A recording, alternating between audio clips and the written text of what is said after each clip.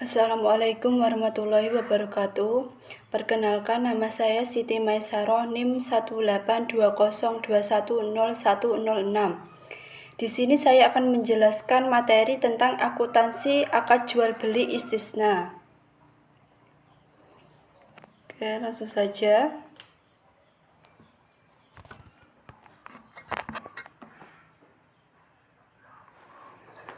Skema akad istisna. Yang pertama, skema istisna bila produsen dipilih bank. Yang pertama, nasabah memesan barang kepada bank selaku penjual. Lalu, nasabah akan menjelaskan spesifikasi barang yang akan ia pesan, sehingga bank akan menyediakan barang sesuai dengan pesanan nasabah. Yang kedua, setelah menerima pesanan nasabah, pihak bank akan memesan barang kepada produsen, lalu produsen akan membuat barang sesuai pesanan bank. Yang ketiga, bank menjual barang kepada pembeli atau pemesan dengan harga sesuai dengan kesepakatan. Yang keempat, setelah barang selesai dibuat, maka akan diserahkan oleh produsen kepada nasabah atas perintah pihak bank. Yang kedua, skema istisna bila produsen dipilih nasabah. Yang pertama, nasabah memesan barang kepada bank selaku penjual atau mewakilkan nasabah untuk memesan kepada produsen. Yang kedua, bank menjual kepada pembeli atau nasabah. Yang ketiga, bank syariah membeli dan memesan barang sesuai dengan pesanan yang telah diperjanjikan antara pihak bank dan pembeli atau nasabah. Selanjutnya, pengawasan syariah tentang transaksi istisna. Yang pertama yaitu memastikan barang yang diperjualbelikan tidak diharamkan oleh syariat Islam. Yang kedua, meneliti apakah bank membiayai pembuatan barang yang diperlukan nasabah sesuai pesanan dan kriteria yang disepakati. Yang ketiga, memastikan akad istisna dan istisna paralel dibuat dalam akad yang terpisah.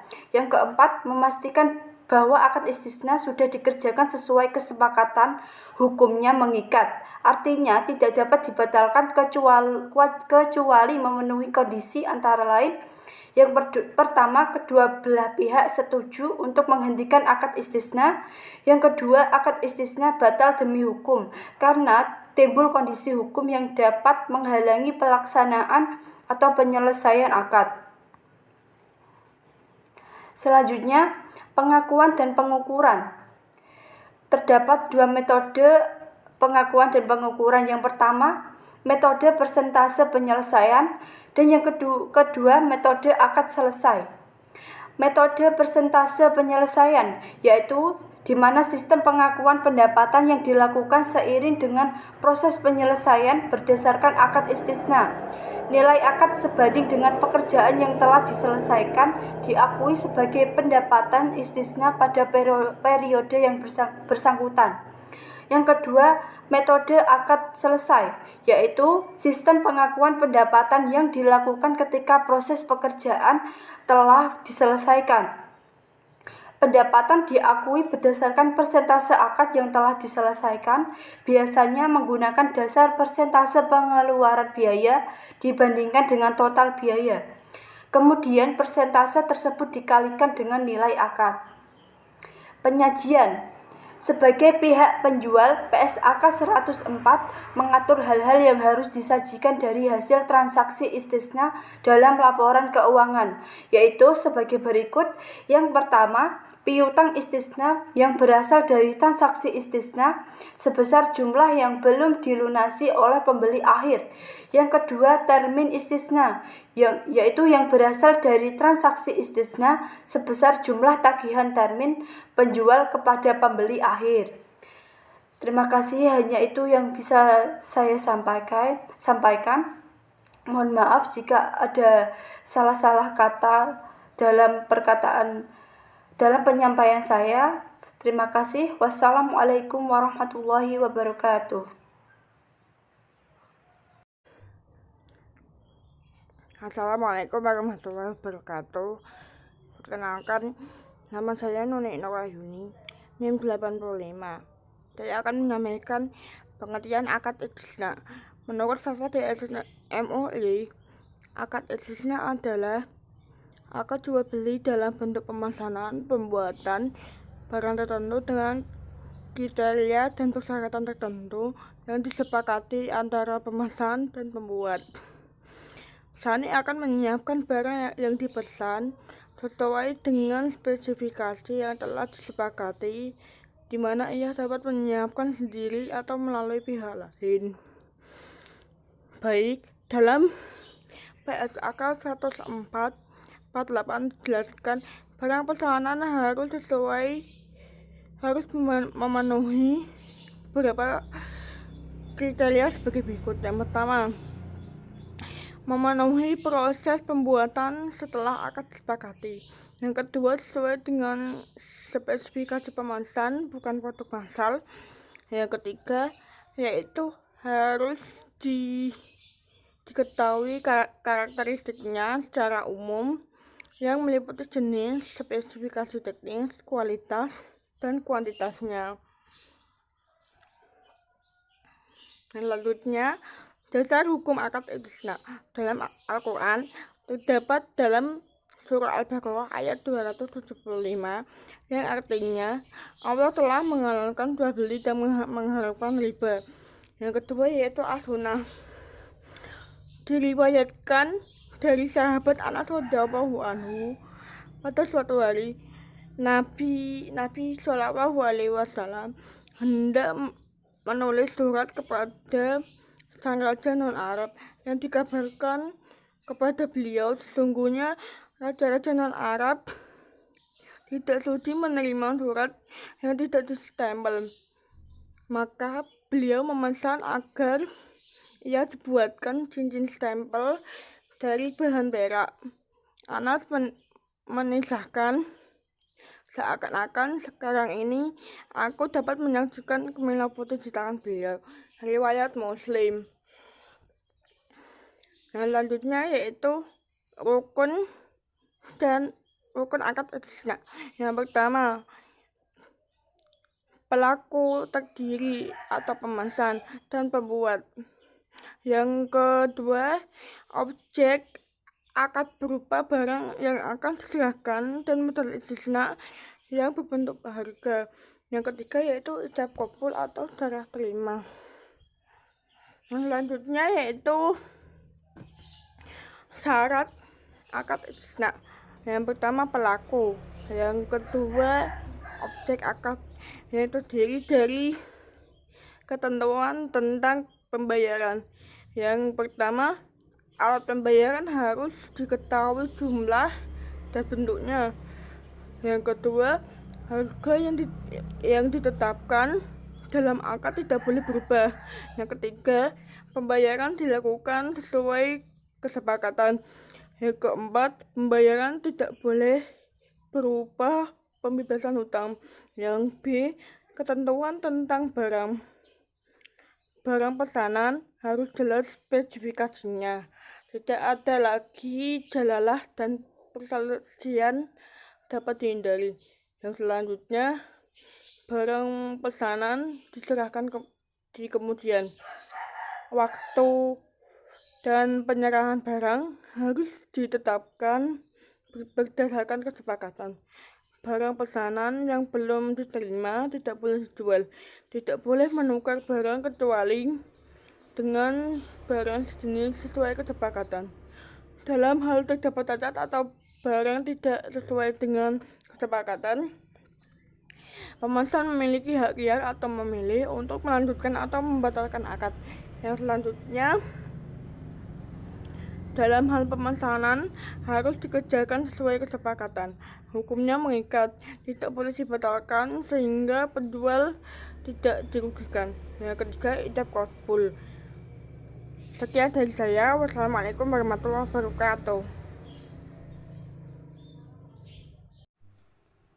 Oke, assalamualaikum warahmatullahi wabarakatuh. Perkenalkan, nama saya Muhammad Faiz Mugni Solihin, NIM 117. Di sini saya akan meneruskan presentasi dari teman saya, yaitu di bab pengakuan dan pengukuran. Pengakuan di sini adalah akad atau kesepakatan yang ditandatangani sebagai jaminan atas akad istisna. Dan pengukuran di sini adalah besar kecilnya suatu nilai atau harga yang diberikan untuk menjalankan akad istisna. Untuk penyelesaian dari pengakuan itu dibagi menjadi dua. Yang pertama, metode persentase penyelesaian, yaitu sistem pengakuan pendapatan yang dilakukan seiring dengan proses penyelesaian berdasarkan akad istisna. Nilai akad sebanding dengan pekerjaan yang telah diselesaikan diakui sebagai pendapatan istisna pada periode yang bersangkutan. Di sini dalam penyelesaiannya itu pembayarannya dalam akad istisna dibayarkan di awal. Jadi di total semuanya dari segi dari segi bahan-bahannya serta tenaganya itu dihitung semua dan dibayarkan di awal. Yang kedua adalah metode akad selesai. Sistem pengakuan pendapatan yang dilakukan ketika proses pekerjaan telah diselesaikan. Jadi untuk penyelesaian pembayarannya itu dilakukan di akhir dengan cara mengukur semua bahan-bahan dan juga tenaganya, dihitung semua lalu dibayarkan di akhir.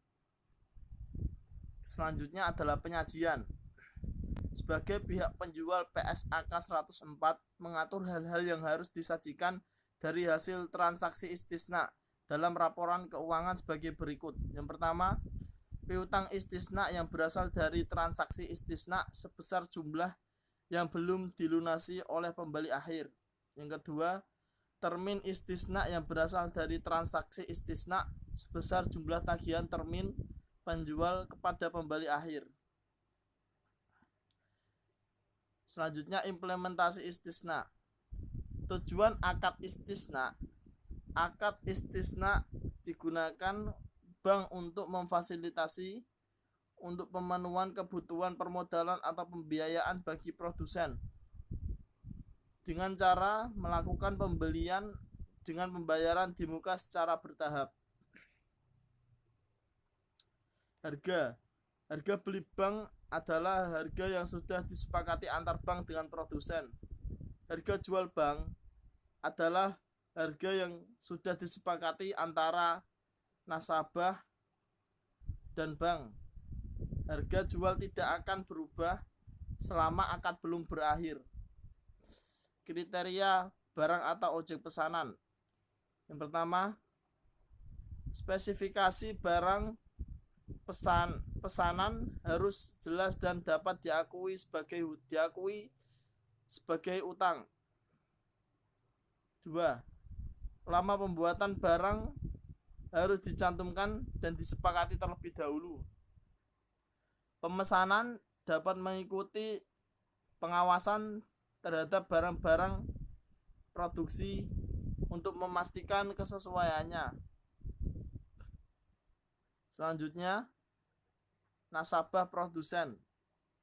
Produsen atau sani adalah orang atau badan hukum yang ahli di bidangnya dan bertanggung jawab atas hasil produksinya. Produsen bisa ditunjukkan langsung oleh bank atau juga memilih sendiri dari nasabahnya. Nasabah pemesan atau mustasni. Mustasni harus cakap hukum, mempunyai kemampuan untuk membayar pesanan yang sudah selesai dan sesuai dengan spesifikasi yang diminta wajib dibeli oleh nasabah. Jangka waktu untuk istisna adalah untuk jangka pendek penetapan angsuran. Penetapan angsuran pembiayaan istisna ditentukan oleh jangka waktu dan margin saat pembuatan atau pemesanan. Selanjutnya, contoh perhitungan akad istisna. 1. Biaya yang berkaitan dengan biaya perakatan ditangguhkan. pada tanggal 5 April 2012 Bank Murni Syariah mengeluarkan biaya perakat yang berhubungan dengan dijadikan acuan spesifikasi barang murni syariah. MBS telah mengeluarkan uang tunai sebesar 5 juta. 2. Terjadinya akad. A. Apabila terjadi kesepakatan antar bank murni syariah dengan Tuan Khalid pada tanggal 10 April 2012, maka jurnal pengakuan beban perakat menjadi biaya istisna adalah sebagai berikut. Bisa dilihat. B. Apabila tidak terjadi kesepakatan antara bank murni syariah dengan Tuan Khalid, maka pada tanggal 10 April 2012 MBS tidak membuat jurnal untuk membebankan biaya perakat ditangguhkan sebagai beban periode berjalan dan jurnal sebagai berikut. Bisa dilihat. 3. Penagihan piutang istisna kepada pembeli. A. BMS melakukan penagihan kepada pembeli akhir dilakukan dalam 5 termin dan jumlahnya yaitu 30 juta. Tetapi tanggal 10 mulai bulan Mei, maka jurnal untuk mengakui setiap kali penagihan piutang istisna kepada pembeli dan penerima pembiayaan dari pembeli tersebut adalah sebagai berikut. Bisa dilihat di situ ada selanjutnya 4. Akad istisna antara MBS dengan PT Konstruksi Ahsan selaku kontraktor. A. Tanggal 1 Juni 2012 PT Konstruksi Ahsan menyelesaikan 20% pembangunan dan menagih pembayaran termin pertama sebesar 25 juta kepada MBS. Jurnal pengakuan penagihan pembayaran oleh pembuat barang adalah sebagai berikut. Bisa dilihat. Yang B.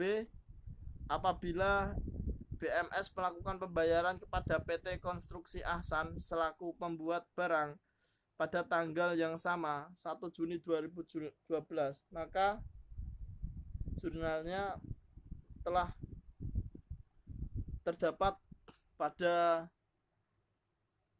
hal tersebut. Sekian dari saya. Assalamualaikum warahmatullahi wabarakatuh.